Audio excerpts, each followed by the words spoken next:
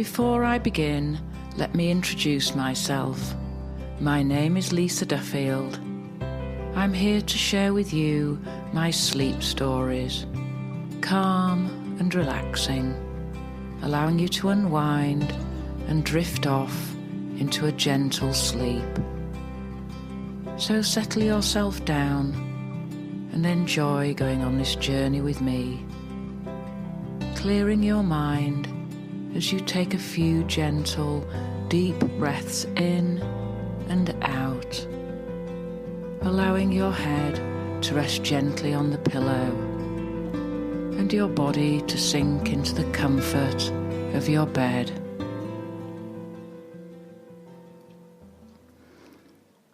The bed that I was in was so comfortable and warm, the sun peeping in through the gap in the curtains, and I could see it was going to be a crisp, fresh morning.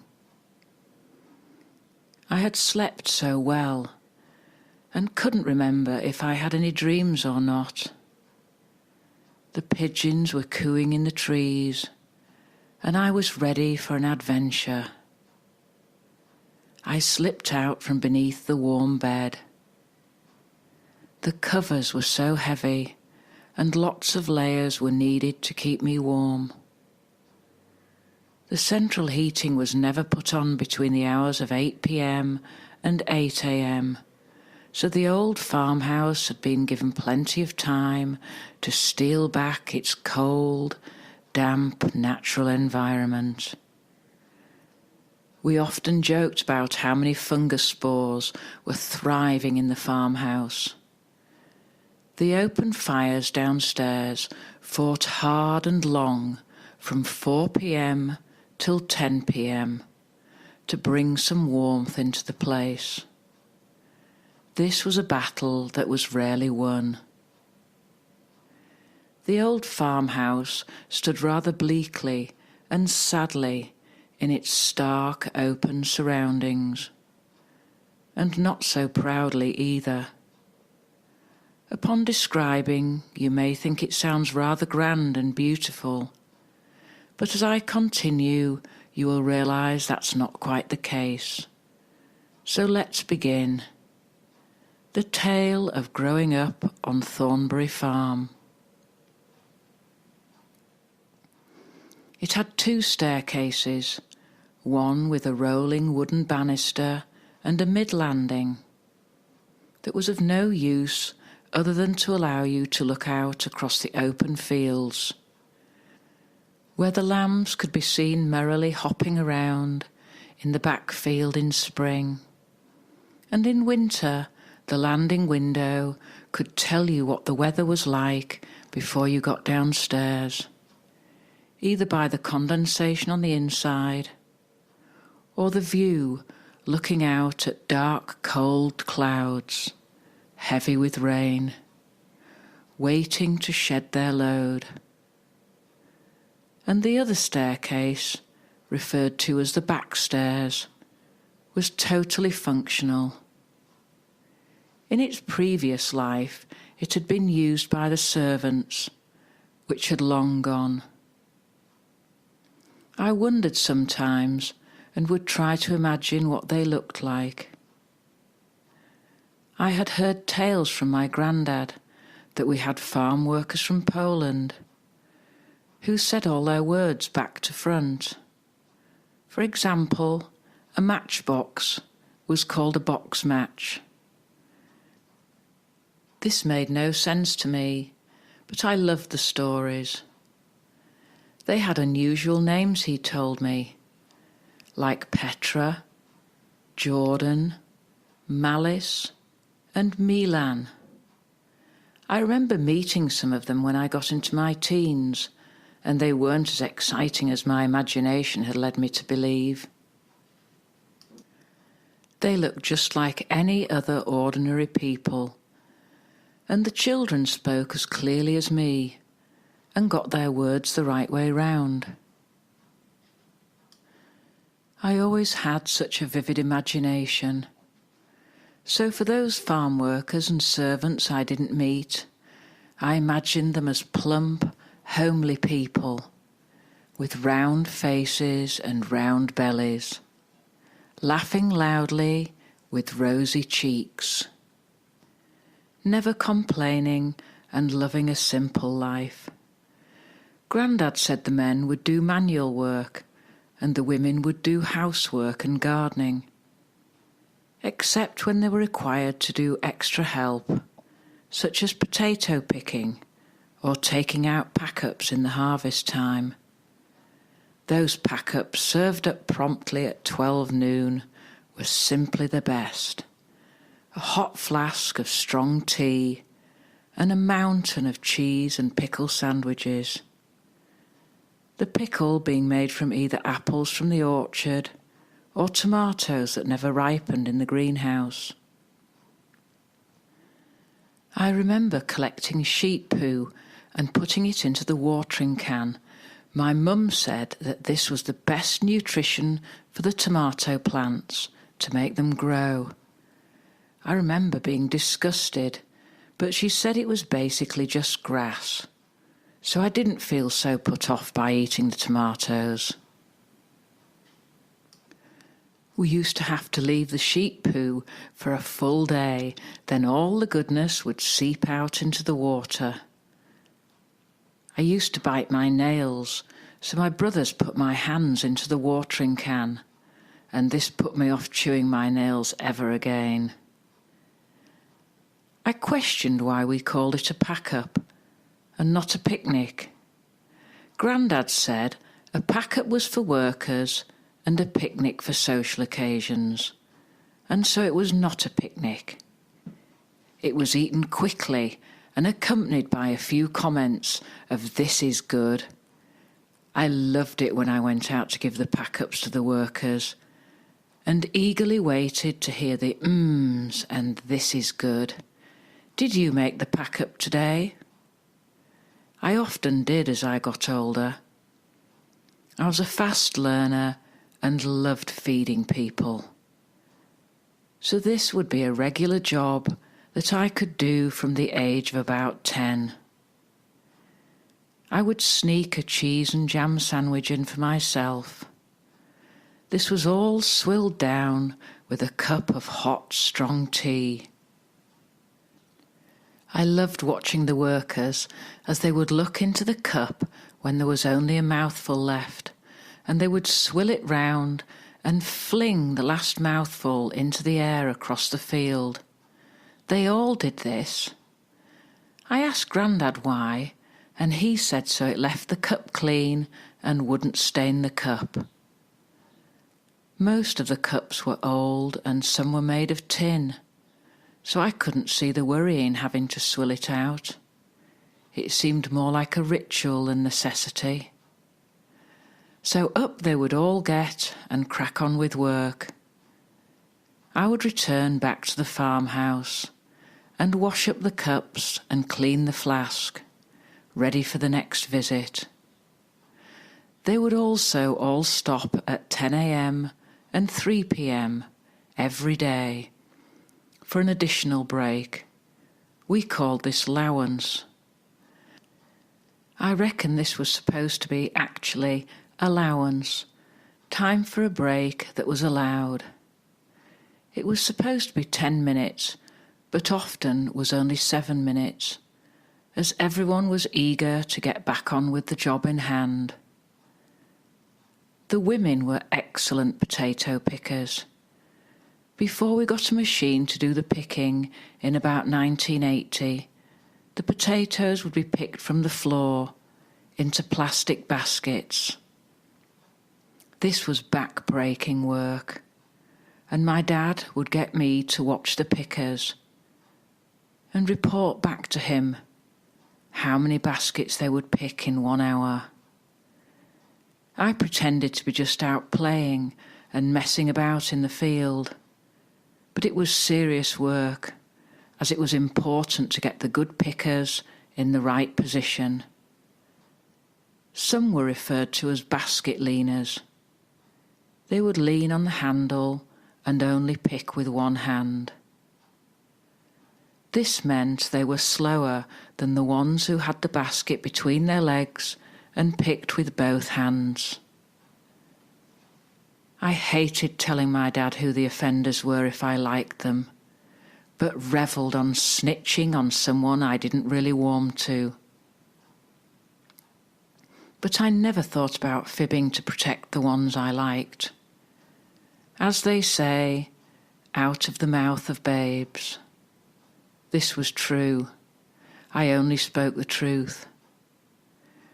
We would also get in extra potato pickers that would be collected from what seemed like miles away, but was only about 20 miles away.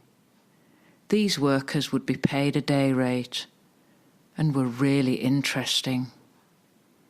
I remember one in particular, a cocky, loud young bloke that rather fancied himself. He used to wink at me, and I felt really awkward.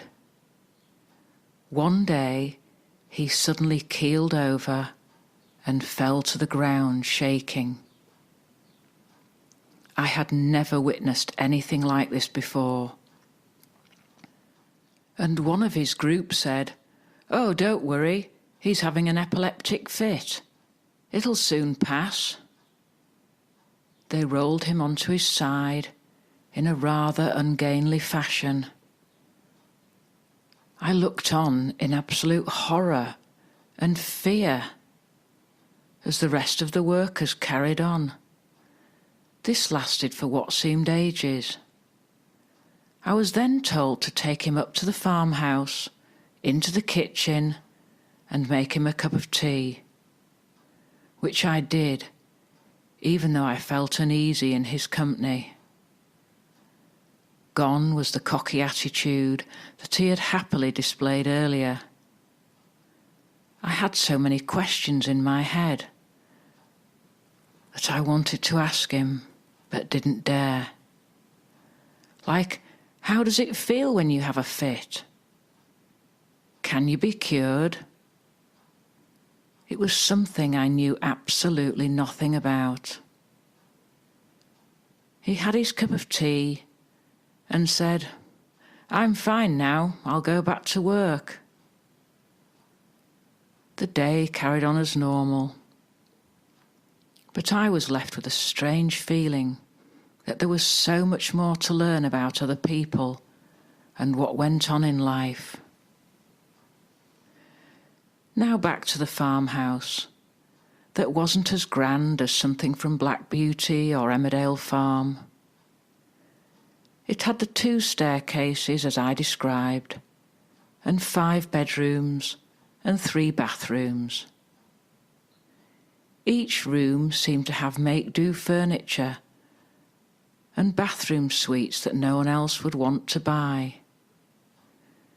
"We got them cheap," my father would say, and I would think I'm not surprised, as I would look at the avocado bathroom suite or the wash basin that didn't match the toilet. It was always either cheap or ex-display. All the old cast-iron baths had been replaced over the years with light modern fiberglass ones, and the old baths found a new home as nothing was thrown out. Their new home was to be in a field, with the plug hole blocked up, and it would now serve as a water tank for the cattle. It always amused me to see a bath stood in a field. I'd imagine what it would look like seeing my great-granddad sat in it at that moment, having a bath in the middle of a field. "Just grab me a towel, will you?" The farmhouse had originally been split into 2, hence the 2 staircases, one side for the servants and the other for the farmer and his family. But it had all been knocked into one by the time we took up residence. The back stairs, as we referred to them, used to be the servants' stairs, a very functional staircase. It always seemed dark on those stairs, and made a good location for scary stories. I am the middle child with 2 older brothers and a younger sister and brother. We made quite a gang. I loved being in the middle, as I could be like one of the older ones when it suited, or still be really childish when that suited. I was always happy and curious. I had lots of energy and loved exploring. I could soon imagine ghosts and spirits of years gone by, and tried my best to contact them so they could tell me stories of things that had happened over the years. Like, had anyone ever fallen down the back stairs? How badly were they hurt? We often have false memories of childhood, imagining things to be bigger, better, more adventurous. And I certainly had a tendency towards exaggerating. And we had a family motto: never let the truth get in the way of a good story. So I was happy to live by that motto. It seemed much more fun than the Brownie Guide motto, or promise as they called it. Tawny Owl, the leader, would persist in making us learn the promise, dressed in a little brown smock, yellow neckerchief, with our badge showing which pack we were in. I was a pixie. The tunic a terribly boring mid-brown colour, most unflattering. And we would have to dance around a toadstool whilst chatting about elves and pixies, but at the same time promising to love God and serve our Queen. Our school shoes would lightly dance around the toadstool, chanting, I promise to do my best, to love my God, to serve the Queen and my country, to help other people, and to keep the Brownie Guide law. And the Brownie Guide law says a Brownie Guide thinks of others before herself and does a good turn every day.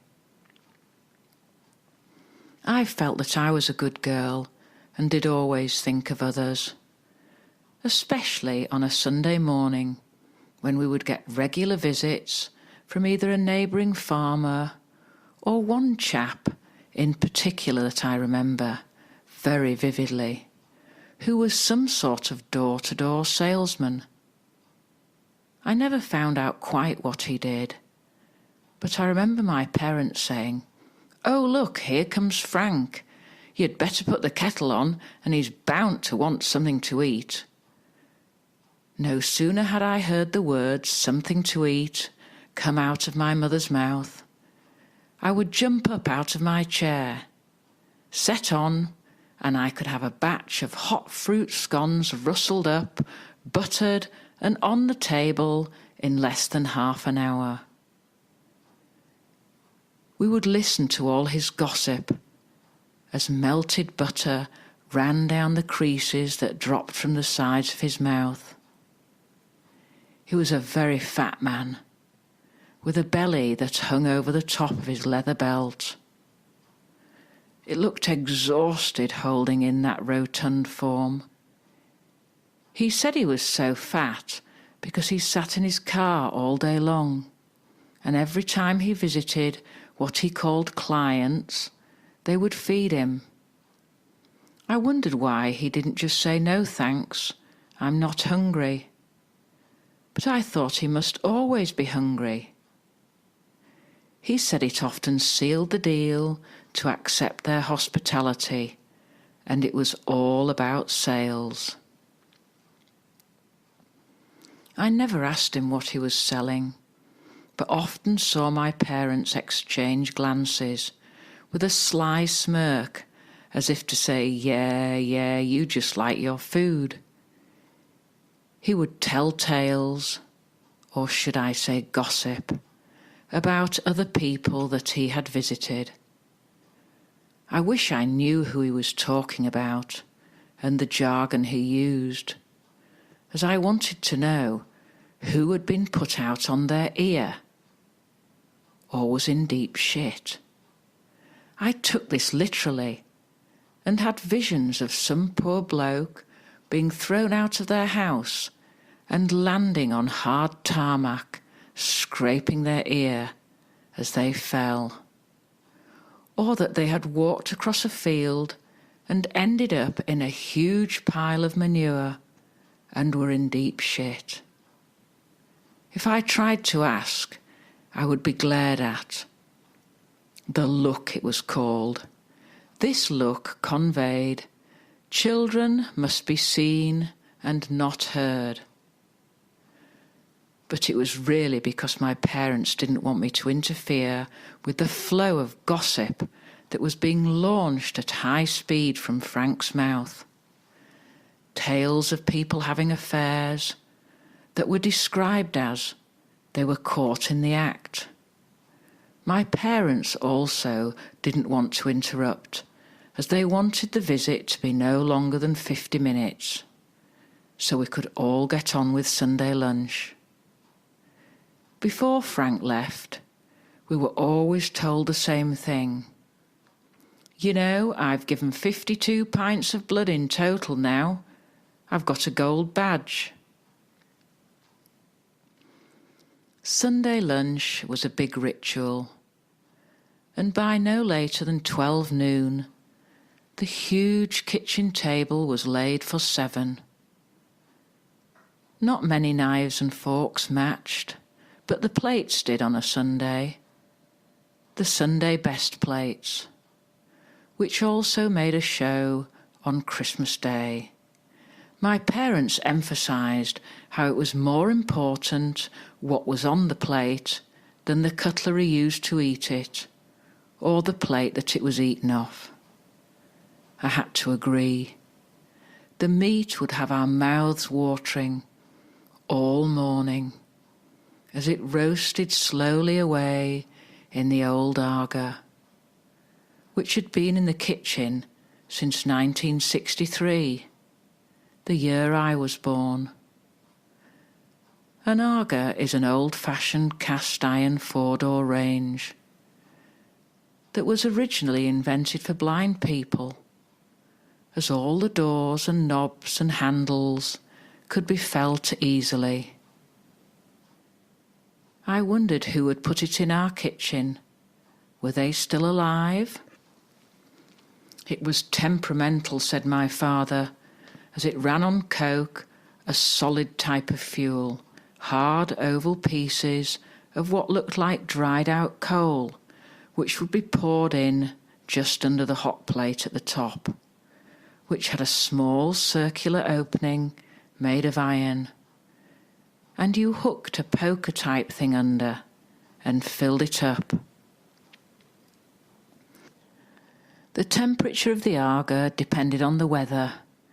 If it was windy, it would burn more coke and would get really hot.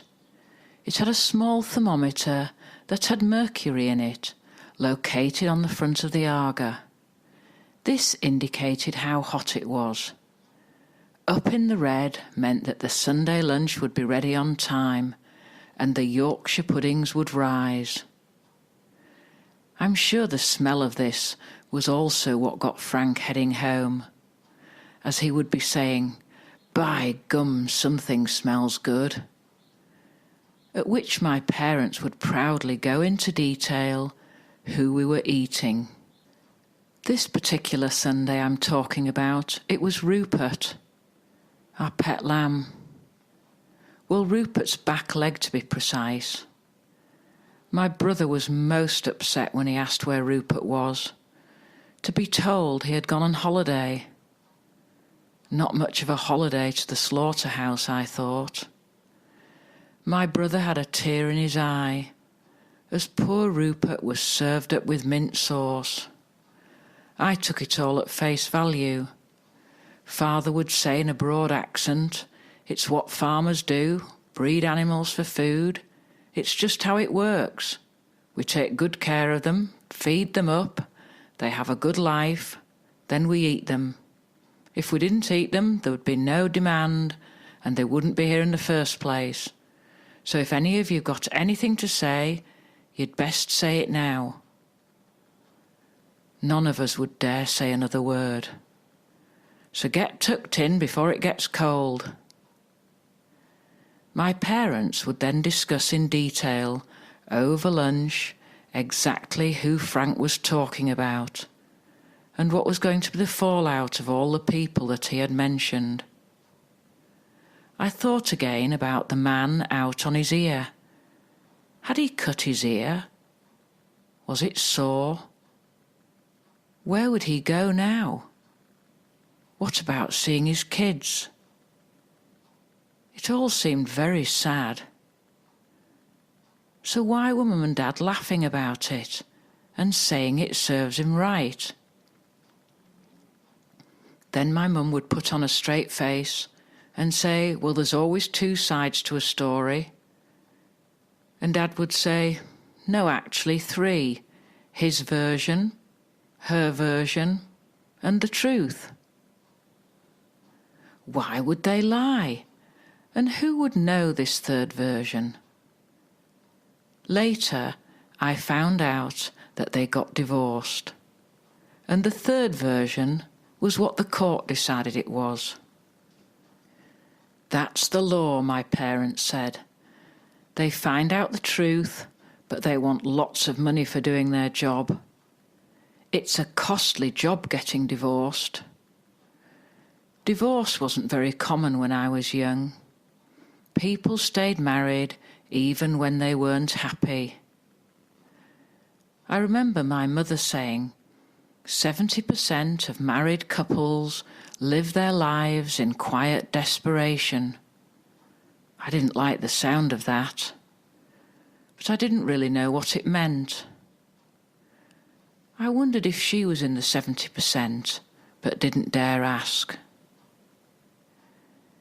After Sunday lunch, we were all told to go out and play, get some fresh air. Sunday afternoons were the best, because our parents would be relaxing and not keeping an eye on us, so we could go exploring. One particular Sunday, I decided to go off on my own. My brothers were testing out a new air rifle. They had got some furry-ended darts, not the usual lead pellets, and wanted to do some target practice on a homemade bullseye that they had made earlier. It was nailed to a tree in the back field.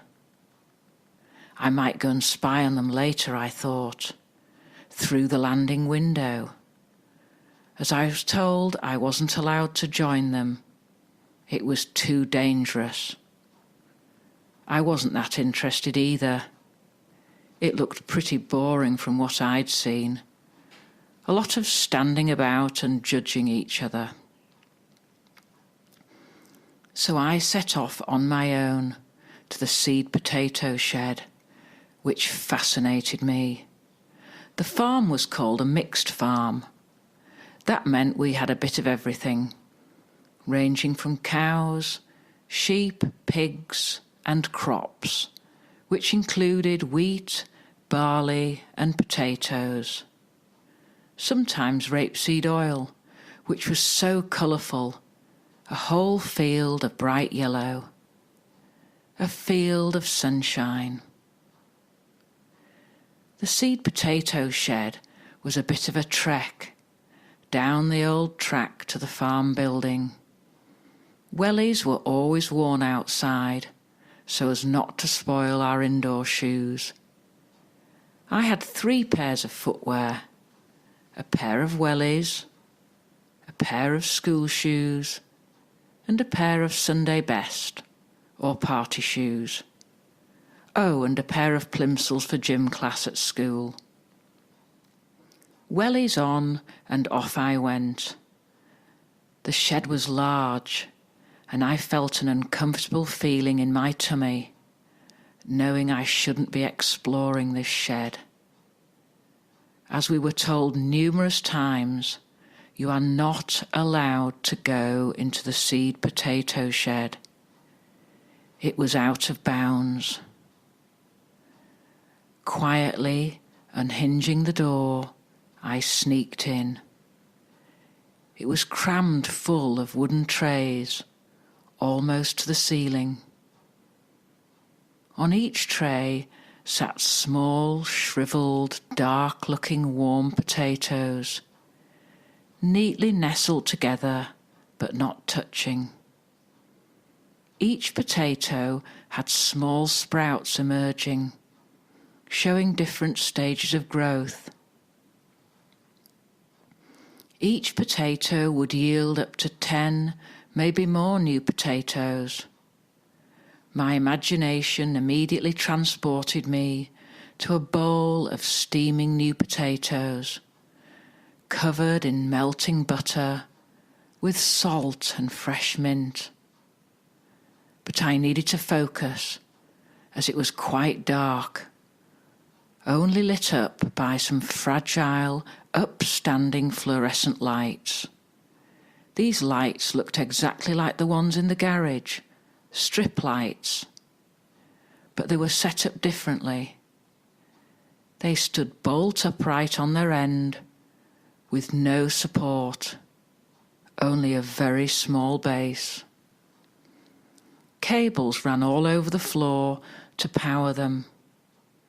I can only describe the shed as surreal, lit up in a warm blue glow, almost humid but dry at the same time. I could smell the earthly aroma of soil and potato mixed together with a feeling of darkness. My eyes took in a feeling of new growth, but under control. It was unnatural, but felt cosy. I closely examined the new shoots and found myself talking to the potatoes, saying things like, "You're doing really well and look happy. You look strong." And, "Oh dear, why haven't you grown as many shoots as the one next to you? Are you not happy?" I then realised that the ones closest to the lights had more shoots than the ones that were farther away. So off I set, talking and moving the potatoes. I had heard my father talking about rotating them to promote more growth, so I decided to help. "Come on, let's get you moved to a brighter spot." I got so totally absorbed in my little task that time and people were totally forgotten. It was just me in my little world of helping the potatoes, making it right for them, making them happy, giving them a chance. A bit like when a litter of puppies are born and you have to help the runt of the litter, help it catch up with the others. I didn't want any of them not to be given the best chance of having 10 baby potatoes. Melted butter, flavours danced across my taste buds. Just at that moment, I heard an awful crash. Not loud, but that distinctive sound of glass breaking. I turned round to see that I'd got my wellied ankle firmly entwined with one of the electric cables and had pulled over one of the standing tall fluorescent lights. This brought me abruptly to my senses. I was in the moment, the here and now, and in big trouble. What could I do? I had broken my father's rules. You do not go into the seed potato shed. I felt hot and clammy. As fear took hold, I assessed the situation. No glass had gotten onto the potatoes, but I had no defence. I had broken the rules, and the evidence was evident. Tears started to fill my eyes, blurring my vision, and I was scared. My father didn't often get mad, but when he did, he reminded me of the giant in Jack and the Beanstalk. Fee, fi, fo, fum went through my mind. Then I said to myself, you must calm down and pull yourself together. Otherwise you will not be able to see properly, and you'll trip over more cables and break more lights. So I carefully edged my way sideways through the tall wooden seed boxes, saying sorry to the potatoes, and exited the shed. Made my way straight up to the farmhouse and directly into the best lounge to face my father, who had his feet up on the footstool, watching songs of praise. I don't think I'll be getting any songs of praise, I thought. I retold my story exactly as it had happened, waiting for the giant to emerge. But to this day, I will never know why, but my father's face broke into a warm, loving smile. And he said, "Thank you for telling me the truth. It was an accident, Lisa. You didn't mean to do it. You were only trying to help me get a good crop. Off you go and play, and keep out of that shed in future." This taught me that honesty was the best policy. Well, in this instance it was. I wasn't a girly girl playing with dolls and wearing dresses. No, I was a tomboy and very proud of it. I was also very inquisitive, which often got me into situations that were both exciting and sometimes scary, like my run-in with the cute little seed potatoes. So I tried to spend as much time as I could with my father, accompanying him out on as many trips out and about on the farm that I possibly could, and any other trips that took him out in the old Land Rover. One of my most favourite excursions was to the auction mart. This took place on a Thursday. We could be either buying or selling, or just being plain nosy, going to have a look to see how so-and-so's stock was selling, and did they look good. My father taught me all I know on what to look out for in a good bullock, or as the Americans call them, steers. Bullocks are young neutered male cattle, primarily raised for beef. He would say, "Look at the back on that bullock. It's got a good straight back and a strong head. That'll do well." I would watch the bullocks come into the pen and be moved around by the bullock walloper. A low-paid job, but clearly an enjoyable job, as they all seemed to have big smiles on their faces, strong ruddy complexions, and proudly carrying enough beef of their own. Adorned in the farmer's uniform, a checked shirt, usually checks of blue, green or brown, with a pair of wide-ribbed corduroy trousers, held up with braces and tucked firmly into a pair of green or black wellies.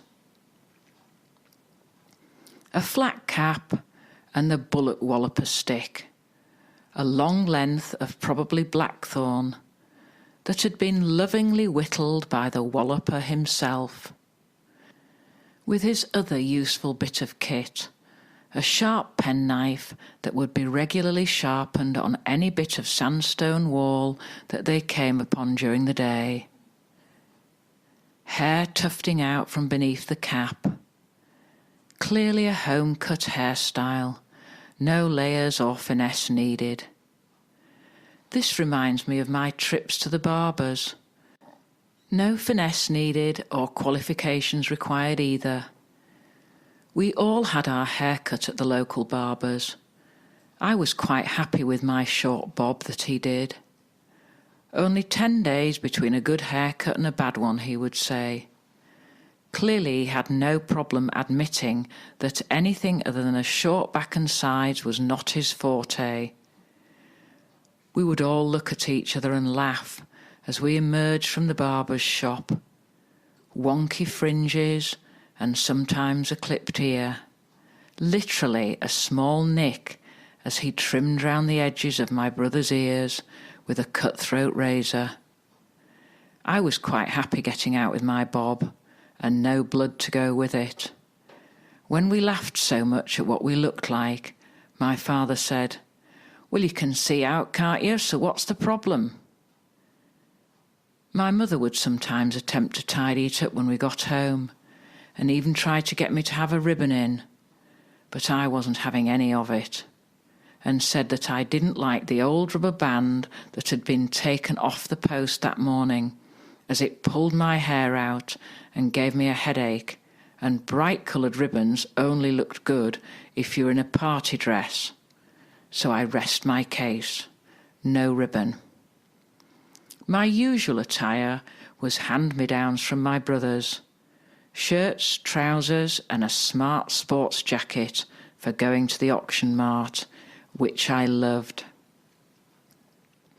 I was, as I say, a tomboy, and was glad to only own one party dress and the hideous brownie uniform. So let's get back to the auction mart. As the Bullock walloper walloped the bullocks round the pen, a hush would settle over the congregation of farmers as they set their intent gaze on the cattle, eyeing them up and seeing the pound signs. It was customary to tip the Bullock wallopers too, as in tipping them it would ensure he would walk your cattle round and show them off as if they were his own prize cattle. This would only be a dream for them, as their job never rose above being a farmhand. But one could always dream, no harm in that. I never saw this happen, though, as farming was a way of life. And you were born into it, and farms would be passed down, and you had to wait to inherit. You had to hope the generation above had done well, so when it was passed on to you, you could put your own stamp on it. It was at this point my father would say, "They're about to start the bidding. Don't nod your head or rub your nose, as these are all classic signs of putting a bid in." This was true, but the auctioneer knew only too well who would be bidding, and he played the room well. I sat still as a board, carefully glancing, but not making eye contact with the auctioneer. The auctioneer would start the bidding, like Shakespeare commands the audience, or an opera builds up the tension. A hushed silence as he sang and rolled the musical pound notes, flowing backwards and forwards, up and down, finally building up to a 1, 2, 3, sold. Wow! The gasp as Bullock's made a much higher price than expected. Then the chatter would proceed amongst the farmers, as they debated whether or not the price was right. "We'll see," said my father. The Bullock walloper would be tipped, and unless the farmer wished to buy any more cattle that day, they would be put straight into the back of the cattle wagon and off to their new home. There was nearly always a cafe on site at the auction mart, run by local farmers' wives. They would take it in turn to show off their amazing cooking skills, from steak pies, mash and gravy, to scones, jam and cream. as many homegrown or reared produce used as possible, as this was another way of advertising your goods. Some of the farmers' wives would do a bit of outside catering for weddings, christenings and funerals, and in the years that followed, some diversified and made this their business and did very well. They had plenty of practice at cooking for large numbers of people, as Christmas time always attracted large gatherings of family members back to the family farm, including grandparents, cousins, and potential new partners for the children to be introduced to. This was before internet dating. The best we had in those days was the Young Farmers Club. Now that's another story. Young farmers congregating to meet a young lady. The fashion at the time for the boys, a smart pair of slacks, trousers, and a velvet jacket worn over your shirt. The girls in mid-length tiered skirts, with often a bit of lace at the hem and a nice blouse. We were made to think that this was the place to be seen at. It was a way of parents herding us all together to pick a bit of good farming stock. They would do the background checks. How many acres did they have? Was the farm doing well? Was it good land? Even down to how much new machinery they had recently purchased, or how much scrap metal they had weighed in. No stone was left unturned on the financial side of it. Then when that was covered, they would move on to the individual in question. Was he lazy? Did he take after his father? How many pints did he usually drink down the pub on a Friday night? Did he have a roaming eye? I wondered if this was the same as a lazy eye. I knew a lad who had a lazy eye. He had to wear a patch on it for a few years till it caught up with his good one. I think the patch must have gone on his good eye, otherwise how could it have caught up? Well, I soon learned that the roaming eye was not the same as a lazy eye. One summer my father took on a new farmhand. He was probably in his early 20s, with almost shoulder-length blonde flowing locks that would have been the envy of many a girl. He had a confident manner about him, bordering on cocky, long-legged and a six-pack, with a broad grin displaying a perfect set of white teeth. I was surprised at my father's choice, as most of our usual farm workers were in their mid-40s, with balding heads, tea-stained teeth, and bent backs from years of lifting heavy bales of straw or sacks of potatoes, and also the back-breaking job of picking potatoes. Farming was a very physical manual job that required both stamina, drive and determination. Also a great deal of respect for the boss. As a farm worker, they were expected to do all the work that the farmer didn't want to do. This was often made worse by young farmers who had inherited the family farm but did not want a life of farming and fancied themselves more as a country gent or lord of the manor. My father always said, the further you roll up your sleeves, the less money you earn. This type of farmer was referred to as one that thought he had been born with a silver spoon in his mouth.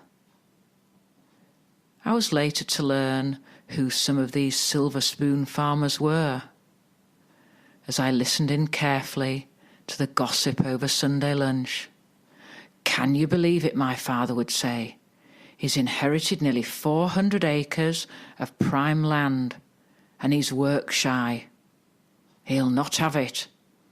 Laid in bed on a Sunday morning, when he should be out feeding the cattle. It's sacrilege. I'd boot him out of bed. That'd show him.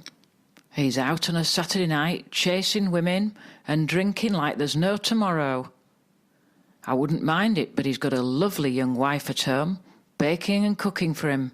He wants for nowt, but he's still not satisfied. Little did my father realise, but this was just like the new young lad he had taken on to help us, Sid, the new farmhand. He would flounce in on a Monday morning after parking up his noisy motorbike with a swagger and a grin. He only liked driving machinery, a bit of a petrol head. Anything with a motor and he was happy. But my father was less than happy when he quickly realised that put him in near a bit of mud or ask him to stack some bales or load a trailer with bags of spuds, and his wide toothy grin soon disappeared. It was only a matter of another week or two before he disappeared too for good. I asked my father where he had gone, and he said he was no good lass.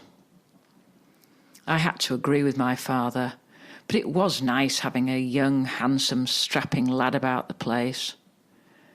I don't know what became of him, but I don't think he amounted up to much, as my father would say. And he had a roaming eye. He got a young girl in the neighbouring village pregnant, much to the disgust of his already newly pregnant bride at home. I wondered if he'd got thrown out on his ear, and if it hurt, and whether he got divorced and needed the courts to decide if he was telling the truth. I think he would have had trouble lying, as the pregnant girl in the village was evidence, and she was proud to tell people she'd been seeing him. It's a rum going on, I thought. This was a phrase my father liked to use. So life settled down again, and a new recruit was taken on.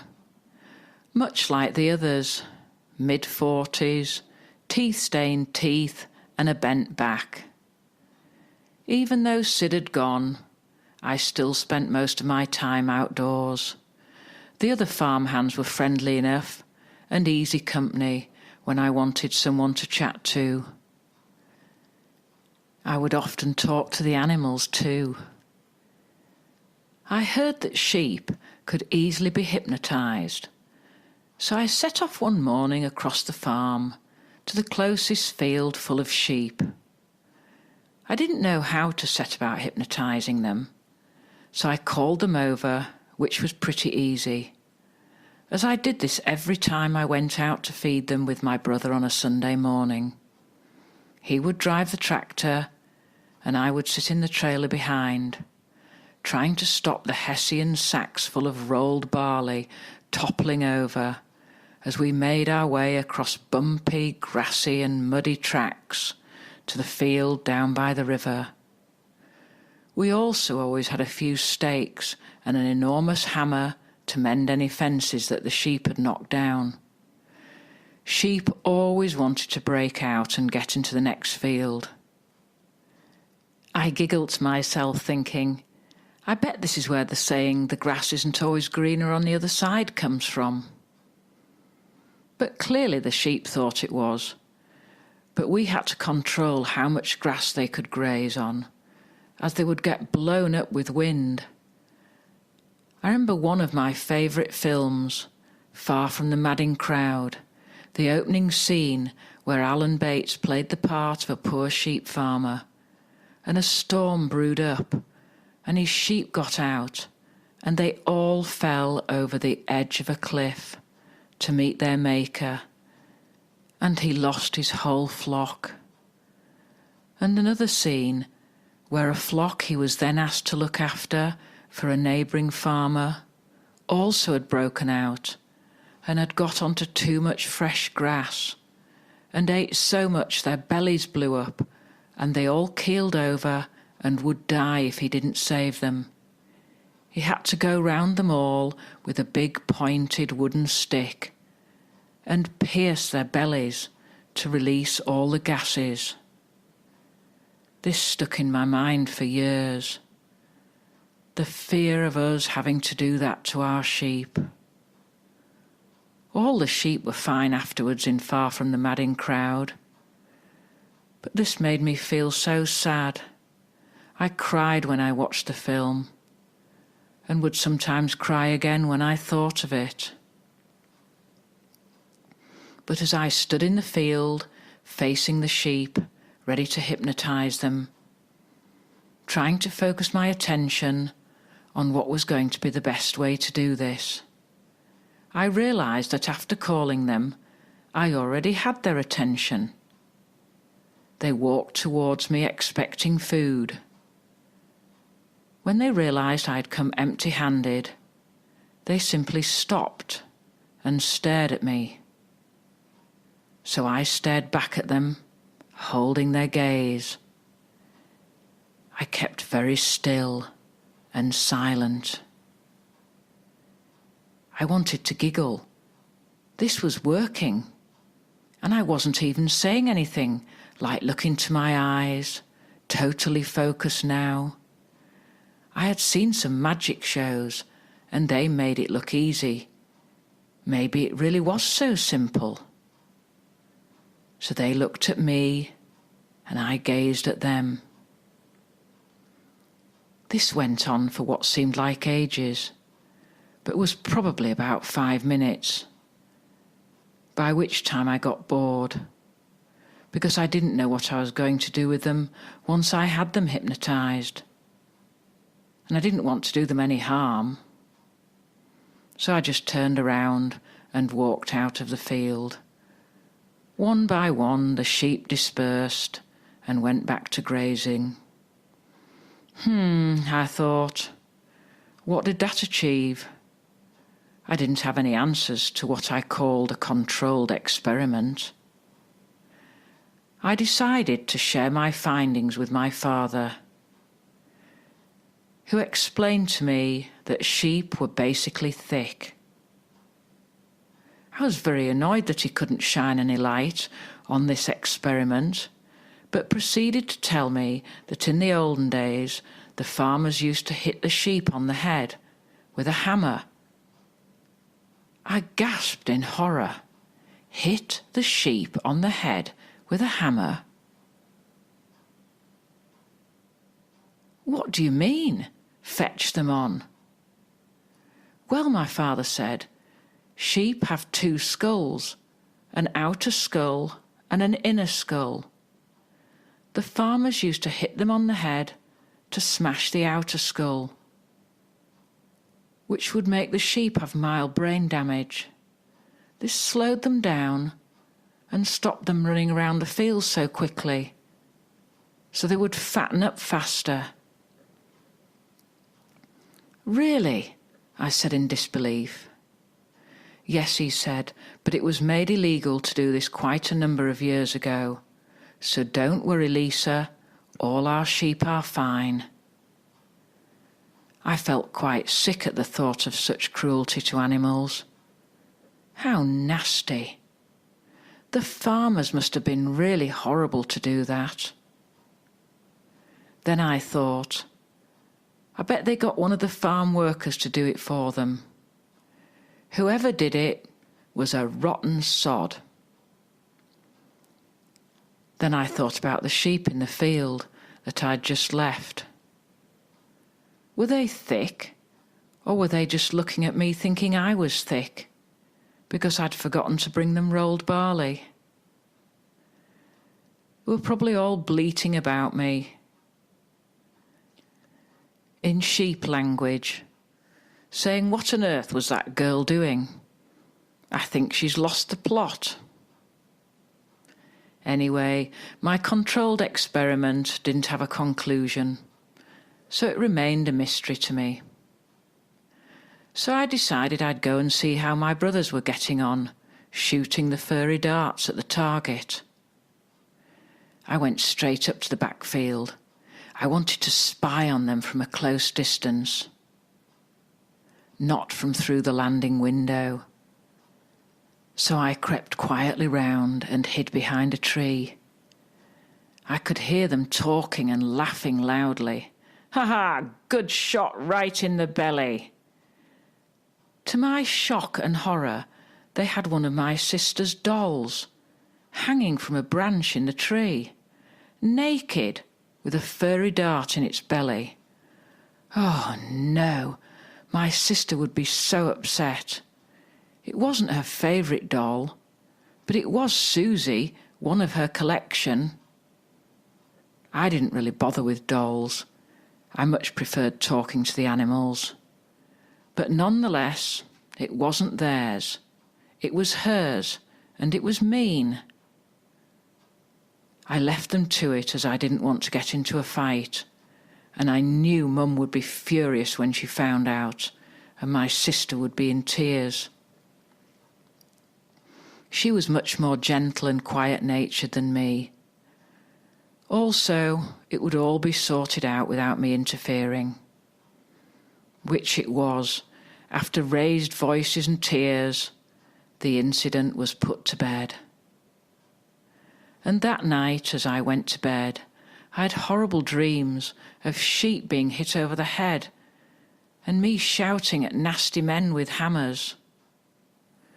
When I woke the next day, I felt sad and decided to stay inside with my mother and help her make some apple pies. She made the best pastry. She said it was because she had cold hands, and if you kept the pastry cold, it wouldn't melt the butter and lard as you rolled it out. She showed me how to make little pastry leaves to decorate the pies with, and let me brush the tops with an egg and milk glaze, then sprinkle a bit of sugar on and prick a hole in the top to let the steam out. This took my mind off the horrible dreams that I'd had. My mother used to go hunting. She had a magnificent grey horse, and she was a good rider. I used to go every Saturday morning for riding lessons, which I loved and hated at the same time. If I was honest, I was a bit scared of falling off, but I didn't like to admit it and wanted to please my mother. She also wanted me to learn to play the piano. From the age of 7, I would go once a week for piano lessons. I was so bad, I never got any further than a few simple tunes and the scales. It was a waste of money, but my mother persisted and insisted that it would come to me given time. 4 years later, we agreed this wasn't going to happen. What a relief! She finally realised I hadn't taken after her side of the family, who were all accomplished pianists. Well, they were good enough to play hymns in church on either the piano or the organ. I suppose I should mention that I did go to primary school. I was a friendly, happy schoolgirl that made friends easily and really quite enjoyed the social side of it, but was not very attentive in class. I hadn't even got into middle class. I was probably aged about 7 at the time and was called out to the front desk. Teacher was not happy with my incessant chatter to the other children. I was distracting them with my funny stories. I was told to hold my hand out and got 5 of the ruler. This was swift, sharp strikes across the palm of your hand. I would brave it out, I told myself, but stood up in front of the gaze of the other children, and the stinging pain that my hand felt caused my eyes to fill with tears, but I didn't let one roll down my cheek. Be brave, I told myself, and I was. I don't think it really taught me a lesson, as I found myself up again in front of the teacher when I got into top class at the age of 10, for 5 more of the ruler. This time I was prepared. Hold your palm out as straight as possible, and it won't hurt as much. I had heard this was the thing to do. So I awaited my punishment, well prepared this time. On the third strike of the plastic 12-inch ruler, it snapped. I looked at the teacher, who was also the headmaster. He looked at me. I kept a straight face. I didn't feel like giggling, but I wondered what would happen next. He just pretended nothing had happened, as if I had had my 5 of the ruler and said, "Go and sit down." Thankfully, it had been banned by the time I started secondary school. I did feel that the punishment was just, and took it all in my stride. That was to be the last summer as a child, before I left to go to boarding school at the age of 11. The sun shone, the days were long and happy. The air filled with harvest bugs and midges, dust rising from the fields as the golden crops of wheat and barley were cut, then stored in the huge grain storage tower or transported off to the local mill. A good year, a good summer, with lots of happy memories. I would go to bed at night, happy, tired, and sleep well, dreaming of my next adventures. The last night before I embarked on my journey into life at big school, I reflected on the previous years, those that I could remember at least, and I had a happy, warm feeling in my tummy, a bit like how I felt when I'd eaten a big plateful of my mother's hot apple pie and custard, satisfied, full, and not wanting for anything. I knew I would be returning home for holidays, half-term, and 2 weekend breaks. So my school was to replace the farm. My father's words echoed in my mind. I felt like I was being given the summary on the school report. "You are a good girl, Lisa, but you must pay more attention in class and try and learn something. But don't worry, you will have a great time. You're such a bubbly girl with a happy disposition, and they will all love you." I was holding his hand as he spoke to me and had said the words "love you." He had big hands that were strong, and I was sure I felt a tingle of energy run from his hand through to mine, like a little electric shock. It was a wonderful feeling to know I was loved. That was a memory that would stay with me forever. It was the closest I would get to hearing my father tell me he loved me. But it was enough, because I just knew he did. I hope you've enjoyed my tales of growing up on the farm. Join me for my next relaxing sleep story of my adventures at boarding school, packing my trunk, new uniform inside, tuck box in hand, and cheerful smile upon my face.